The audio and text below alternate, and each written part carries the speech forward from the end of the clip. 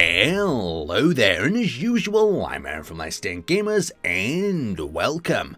So today we're playing a little bit of War Thunder. War Thunder is one of them games I'm always playing a little bit on the side, and then every now and then I find a tank that I really like or something that's really cool, and I want to share it with you guys. So this is a Panzer IV 70. It is a tank destroyer model of this tank. Basically, this tank was obsolete by the end years, so they rushed out this guy, added some extra armor, give it a 75mm gun that can pretty much destroy anything at this tier, and they give it armor with, well, considerable slope and thickness. So if we actually go on the viewer here, we go to customization and we show the armor here, you can see at the front we've got 18mm, and when it's sloped it becomes up to 125, and if you slope that a little bit more, say for instance you come into a depression, you can see it goes up to 136, so you can really cause some trouble with it. Now, the only real weak spot is this area where it's only 15mm, but if you can hide this behind some cover, you're on for a winner. And the sides are made of paper too.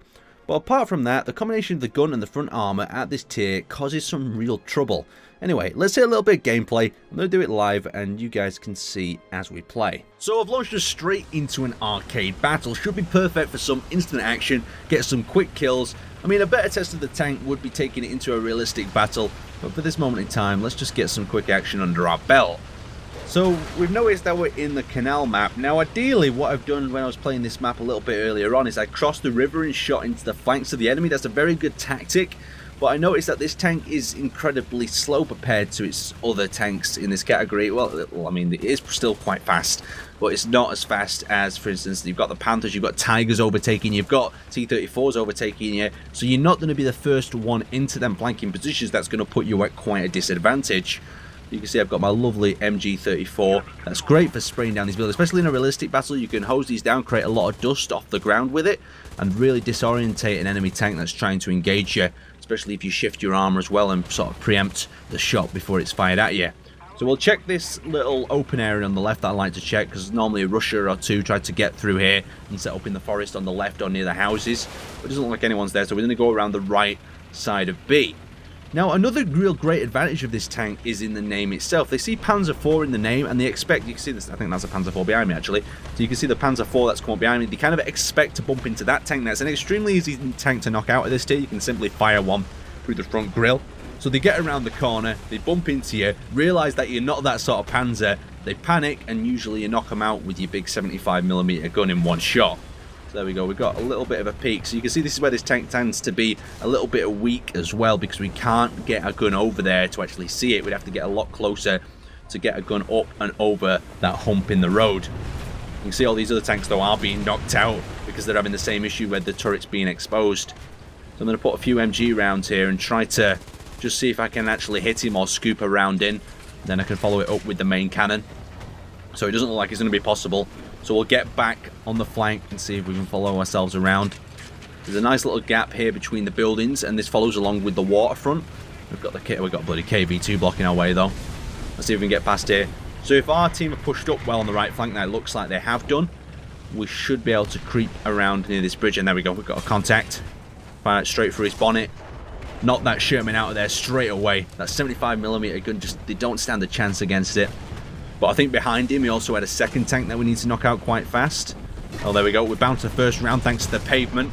See how the pavement gives us a little bit of extra angle into our armor.